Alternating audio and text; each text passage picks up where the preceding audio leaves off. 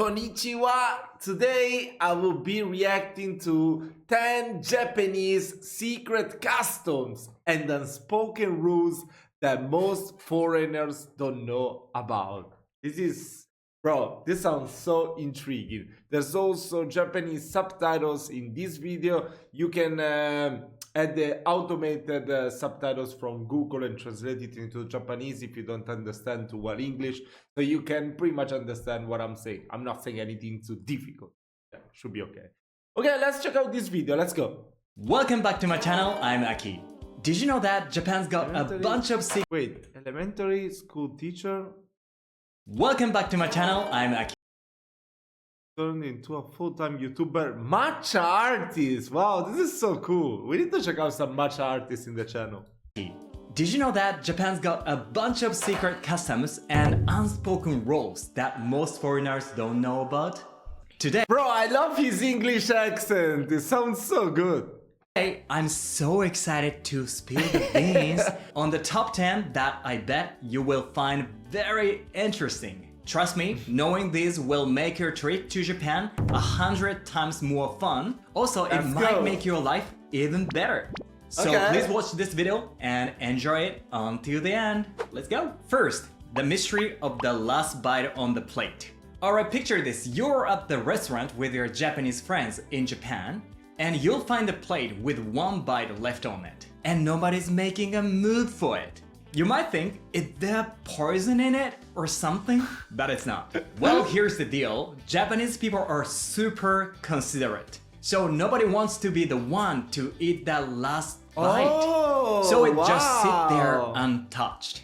And when someone finally decides to go for it, they usually ask, mind if I grab it? Yeah, it's like an unspoken rule. In Kansai area like in Osaka, they call this last piece the enryo no katamari, kind of lump of hesitation. So if you ever get the chance, say, can I eat enryo no katamari in front of Japanese folks? Can I eat enryo no katamari? Enryo no katamari? I bet you'll get great love. Second, are there people in Japan who secretly clean the public toilets? Yep, that's true. From what I've gathered, a lot of successful people and business owners seem to have this habit. Why is that? Well, first in Japan, there's this concept called toku, kind of like good karma in English. And there are two types of good karma. There's yotoku, which is doing good things openly. And there's Bro, oh my god, Japan is incredible. Wow, you guys are the best for real. What the hell? How I wish we had that too. Most of the times it's so disgusting. Like here in Italy, sometimes when I'm, especially on public transportation, like if you're on a train or something like that, if I have to sit down in the toilet, I have to put like all the toilet paper around it. Otherwise it would be too disgusting to even consider sitting on it. That's incredible. Wow, that's so beautiful. I love that. I love this part so much. intoku, which is doing good deeds in secret. So for example, volunteering to pick up trash and being thanked for it. It would be yotoku, while secretly picking up trash without anyone knowing it is intoku. The fun thing is, intoku is believed to be able to accumulate good karma more than yotoku, because it without seeking rewards. So it's kind of pure deed. So that's why some Japanese in Japan secretly clean public toilets. Now you might wonder what happens if you accumulate intoku. Well, we think your accumulated good karma builds up in the unseen world, and eventually it can manifest into things like money, connections, good health, or learning opportunities. But at first, actually, I was kind of skeptical about this, but it seems pretty legit. I mean, since I started cleaning public toilets... I mean, it's kind of like... we have something similar in the Catholic religion, like don't do to others what you don't want them to do to you. Something along those lines. I mean, I can't really say it in English. But yeah, it's true. If you start doing something good, without expecting that other people would do something good, then the world would be a better place. And that's the thing that you're seeing right now. Look at this toilet, it's so pristinely good. We don't have clean toilets like that in Italy. I mean, it would be very rare. Maybe only after the staff just cleaned it. Probably. The only way is that. I've genuinely had some amazing encounters like this. So if you're up for it, give secret toilet cleaning a try. Totally recommend it. Third, interesting rule like for this preparing guy. beer in Japan. Ever Preparing heard of beer? pouring beer with specific ratio in your country?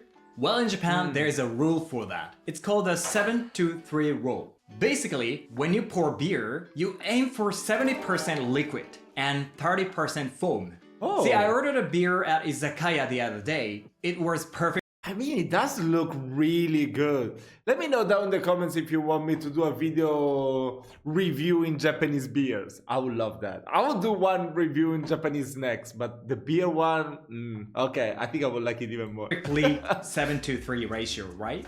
But why 7-to-3?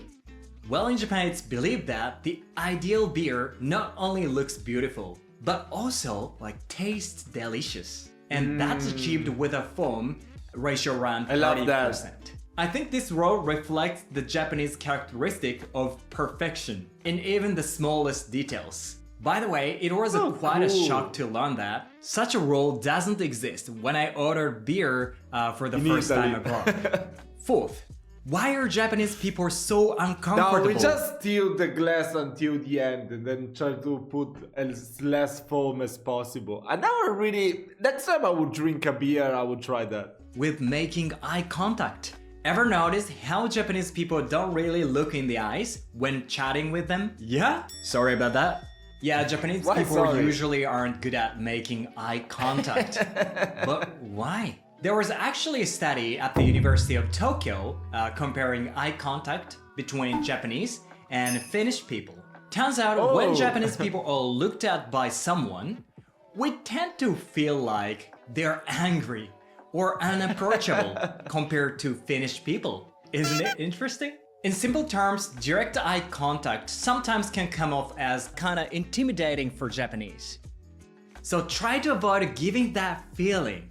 We tend not to make eye contact altogether. Does that make sense? But personally, I think many Japanese people just feel embarrassing or rude because back in the day, it was considered disrespectful to make eye contact with superior samurai or shogun. So you're supposed to lower your gaze out of respect. So even today, Japanese people might still have this habit. So even if Japanese people don't make eye contact when talking or toasting, don't take it as rudeness, okay? That's very interesting to know because I feel like for a foreigner, this might look, I don't know, a little bit weird probably. Not weird, but just a little bit strange, that when they're talking to someone, they will not look directly into their eyes. So it's very nice to know. It's very nice to know. Whenever I will meet some Japanese people and they are not looking at me in the eyes, I will try not to look at them too much in the eyes as well. Okay, lesson learned. Oh, speaking of making a toast, there's another interesting custom in Japan.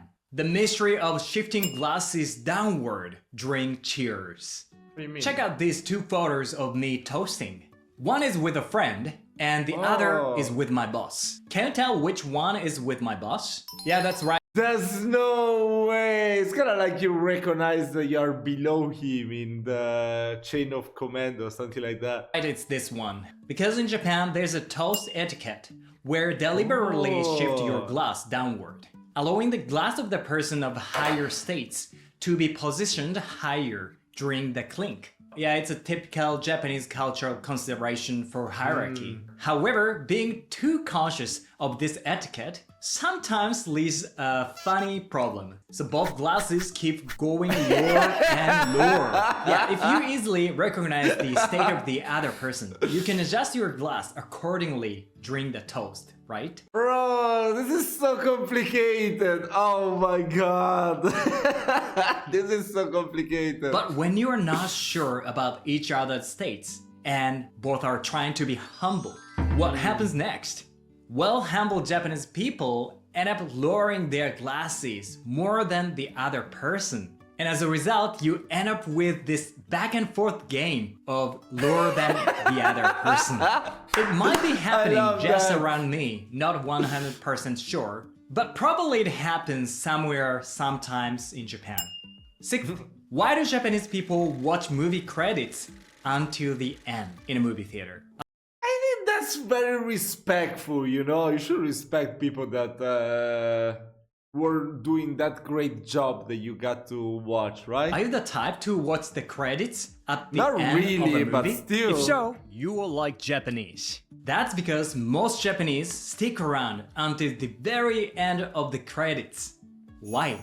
Is it because they want to check out the names of the creators, actors, or filming locations? Or they are hoping for a post-credit scene? Sure, these reasons could play a part, but there's also a very Japanese reason why many people stay seated until the end. Because they don't want to disturb others who are still watching by standing up. On the flip side, some might even consider it's rude if someone leaves during the credits. So if you ever go to a Japanese movie theater, please remember that. Seventh, okay, I will. The magic clap to end the party. Guess what? In Japan, there's a magical clap that can instantly wrap up any events or festival party. It's called ipponjime, and let me tell you how it works. So please be ready to clap your hands. So when I say yo, clap your hands in a 3-3-3-1 beat. Okay? Okay. Yo! Okay. Okay. Again, wait. You did a great job. Yo.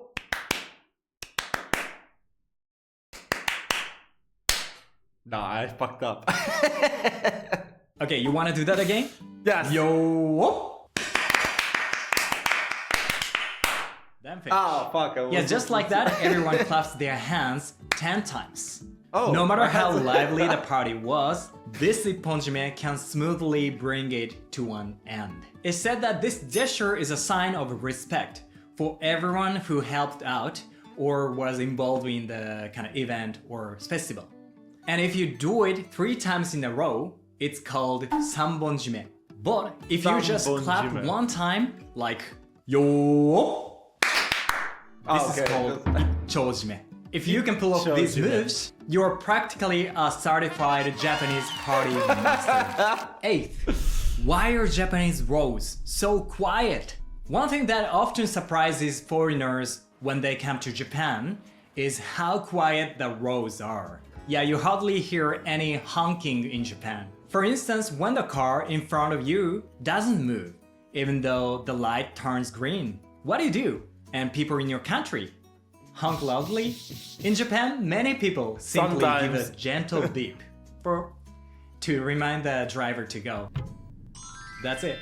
But why? Is it because they're considerate? Yeah, well, that's certainly part of it. But actually, it's also because it's against the law to honk your horn unnecessarily. I didn't know that too. You could even get fined up to about like 100. But I think that actually that applies pretty much to most countries, this one, but police won't really fine you, I guess. $50 for breaking this rule. In so here, if you're at planning least. to drive in Japan as a tourist, better keep that in mind.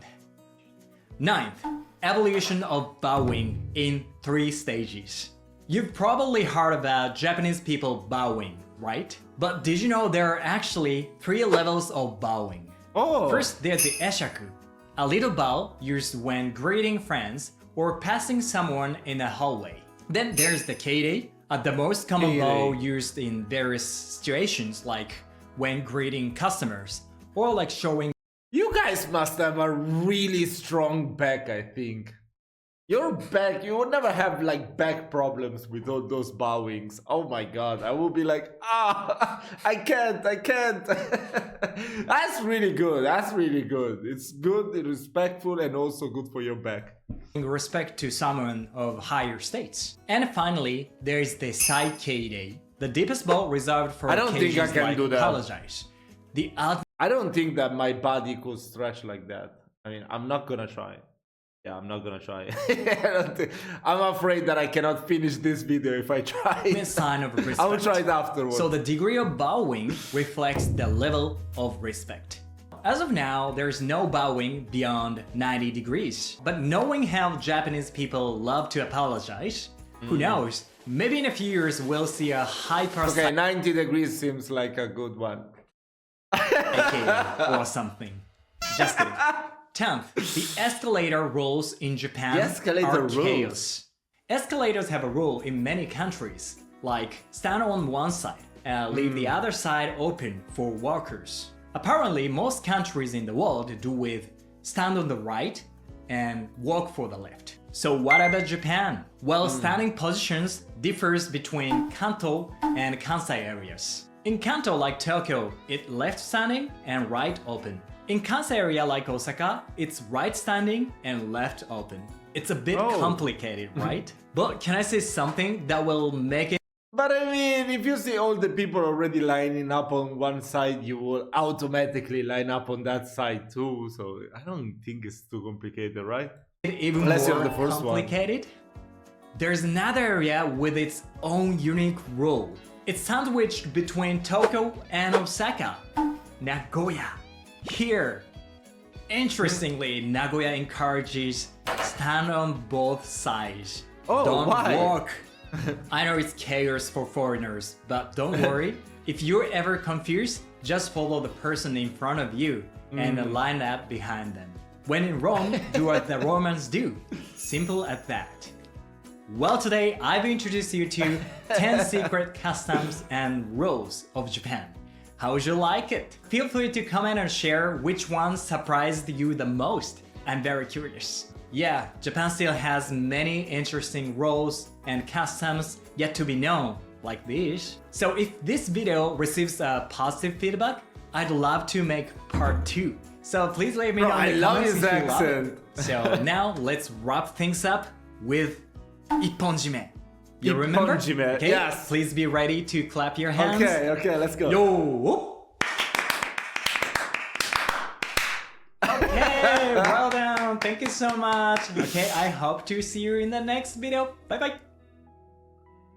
This video was really incredible. I'm subscribing. Samurai Matcha, bro. That's the best YouTube name ever. I really love this video. So yeah, thank you so much for this recommendation. Let me know if I'm a certified Japanese right now with my clap. And wait. Actually, yes. Let's finish the video like that. First, like, subscribe, and